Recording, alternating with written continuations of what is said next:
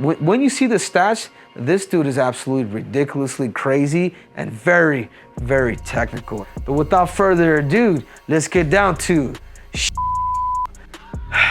and a lot of people are forgetting. This is the easiest fight for Jon, quite honestly.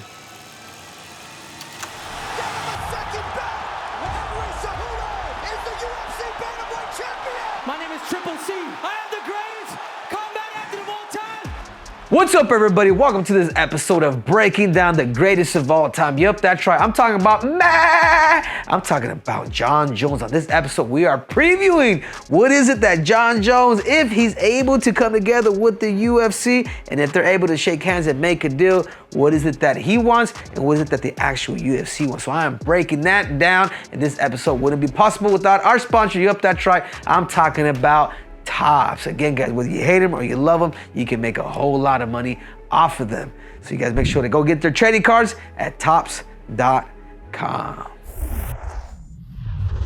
Here we have it, Johnny Jones Bones. Could Jon Jones shake a hand with Hunter Campbell, with Dana White, and maybe with the Sheikh from Saudi Arabia, and come up with a deal to see the fight that everybody wants to see, and that is with a guy like Tom Aspinall. But let me tell you something about Jon Jones. You know when you're king, you have options. You have options. So I'm going to be making the breakdowns now according to the potential matchups with Jon Jones. And I want to start off with the one and only Tom Aspinall. I mean, what is the threat that Tom Aspinall brings to a guy like Jon Jones? You know what it is, guys? His fight time, if you guys didn't know, it's 2 minutes and 2 seconds. Like his average fight time. Like, in other words, he holds the record at the UFC for pretty much, I thought it was Francis Ngannou. No? When you see the stats, this dude is absolutely ridiculously crazy and very, very technical. And that being said, guys, I can even say it, I've never seen a heavyweight in the UFC move like this dude. His lateral movements, his fakes, his feints, and on top of all that, his trickiness with his movement, he backs it up with power. Explosive dude. I mean, he did get clocked against his last fight. Pavlovich. Yeah, Pavlovich. Pavlovich did clock him, but other than that, man, with his movements, like, he gets it. He is a threat in those positions. And a lot of people don't know, but he's a Brazilian Jiu-Jitsu black belt. His Jiu-Jitsu is actually very, very underrated. I mean, Michael Bisping talks about it all the time. How's it that he's so tricky, either whether he's on bottom or on top. And at 31 years old, he does have that youth on top of a guy like Jon Jones. But when I see this fight and I see Tom Aspinall against a guy like Jon Jones, what are the threats that Jon Jones brings? It's a lot. And one of them, because this guy is so accustomed to this, if he's able to take this dude into deep waters and really fatigue him with time, because he's not accustomed to it. He's not accustomed to not even getting past half a round because he's knocking everybody out. Experience, wrestling, and I do believe that psychologically, in his mind, he knows what he brings to guys like that. He knows, he's done it, he did it to Gain, and even Stipe, he makes Stipe very, very apologetic because Jon Jones has done some special thing. So for that reason, if I'm watching this fight, where a lot of you guys are probably gonna think I'm crazy, I can see Jon Jones taking out the younger guy in Tom Aspinall. Purely with experience and the damn wrestling. But without further ado, let's get down to Shama. That's right, I'm talking about Alex Pereira. What are some of the threats that he brings to the table to a guy like Jon Jones? His left hook. His left hook is, he likes to really be in that fight zone too. Like, he plays a couple zones. Like, he'll be outside in kicking range, and then once he's ready to strike, like, he'll stay there. Like, you don't see this dude like evading. You won't see this dude do a lot of things because he's going. Once he's this close to you, he's gonna go in there. He's gonna try to take you out. But that left hook obviously is taking out a lot of people. Israel Adesanya, Sean Strickland. I mean, I mean, the list goes on what he's been able to Khalil, Jamal Hill. I mean, everybody. But I also feel like his sneakiest weapon is he starts off here. He starts off kicking you. And when he kicks too, he doesn't throw his hip. It's his ass, boom. It's his ass and he's just whipping it. So he's not wasting time opening up his hips like a lot of people do. And I've been able to really develop that kick. And I know how much it's actually very, very effective. You don't waste time. And, you know, world-class striking defense. I don't know, my producer. I don't know where Silly Dilly put that in there, but I guess you could say that. I'm actually going to have to disagree. I think he gets hit quite a bit. He got hit by. Does he have more importantly? Maybe we'll say chin. I'm gonna say chin and his composure is what makes a guy like Alex Pereira maybe not so much defensive, because he does get hit and he's been knocked the hell out by Israel Adesanya. So, and he doesn't spar with headgear as well, man. So he's gonna have to be freaking careful there too. And then his counter punching. He knows, man. It's not even counter punch. You know what it is?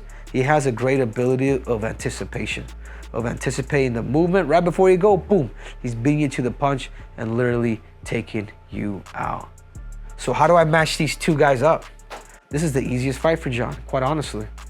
This guy has a deficiency in wrestling, and he's a smaller guy, and he's going up against a guy that has elite striking for MMA just like him, if not even better, with the wrestling, with the weight, and at the same age.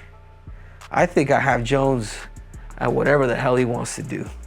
Whether he wants to keep it on his feet or if he wants to take him down, but I think Jones will make it fun. As soon as Jon Jones gets kicked by Pereira one time, if he does get kicked by Pereira one time, he's taking him down.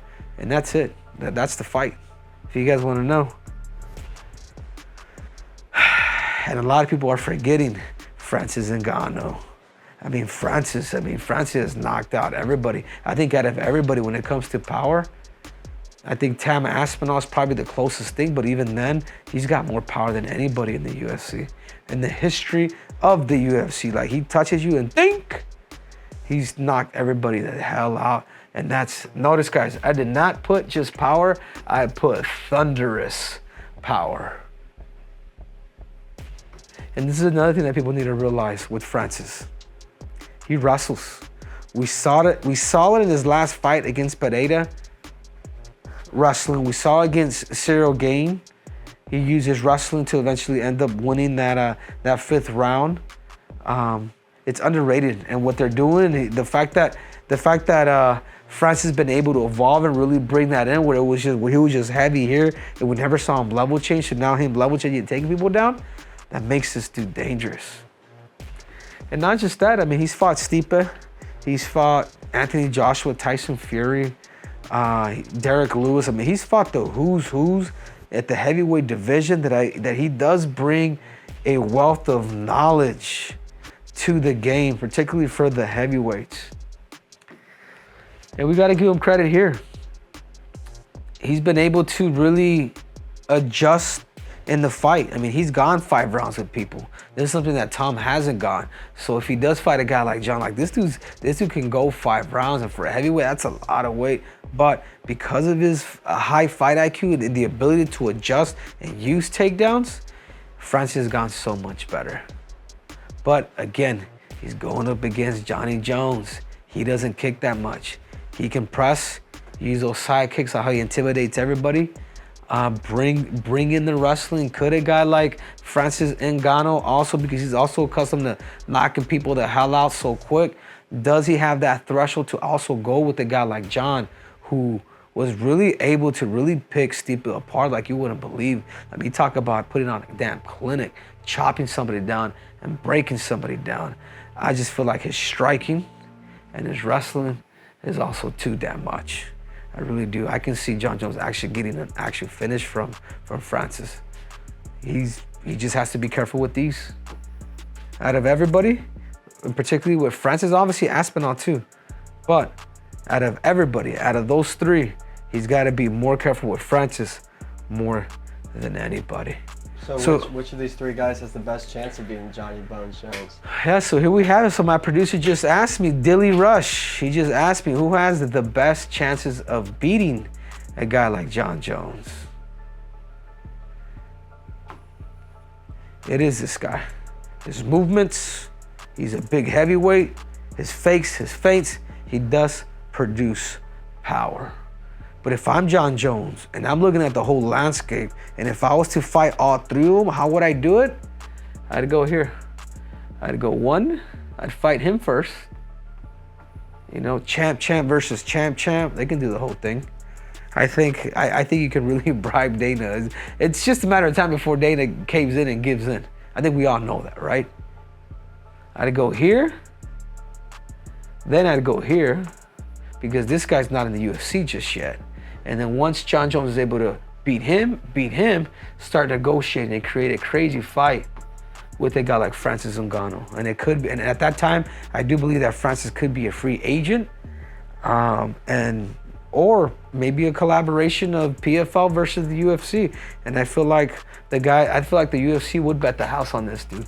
And I don't think they would typically do it, but how can you doubt a guy, especially if you just beat Pereira, which he would be a heavy favorite. But the biggest question is, could he get past this dude right here? I know I talked shit about Tom in the past, but it's only because he started crying because he got his interim belt. It wasn't the real belt, and that's just the reality. And plus, I'm also defending my boy too. You know, I'm tied with Johnny Jones Bones. And I feel like, you know, you got to give the dude a credit. Like, the dude has defended more. He's defended the world championship more fights than he actually even has. So that being said, that is my breakdown. But the biggest question, guys, will Jon Jones come to a conclusion with the UFC? You guys, comment below. Who do you guys think Jon Jones should fight? And who knows, man, how much, if you're Jon Jones, would you ask for? Because again, he said, I want fuck you money. You got anything, Dylan? Real quick, I wanted to ask you, we know that you're close with Jon Jones. Gun to your head, what do you think? Are we going to see Jon Bones Jones step into that UFC octagon once again? Yes, I do believe it. And I think the retirement could be here. But I do believe with, you know, Turkey al-Sheikh, especially him being involved in Saudi Arabian prince, I do believe that he's gonna maybe want to do it in Saudi Arabia. So I can see a big fight. I can see these 2 guys fighting in Saudi Arabia sometime late 2025. But again, guys, this episode is brought to you by the one and only Tops. Whether you hate them, whether you love them, you know what all these guys have in common is they all have top cards. So you guys make sure to go get their trading cards at tops.com. Till next time, Triple C is out.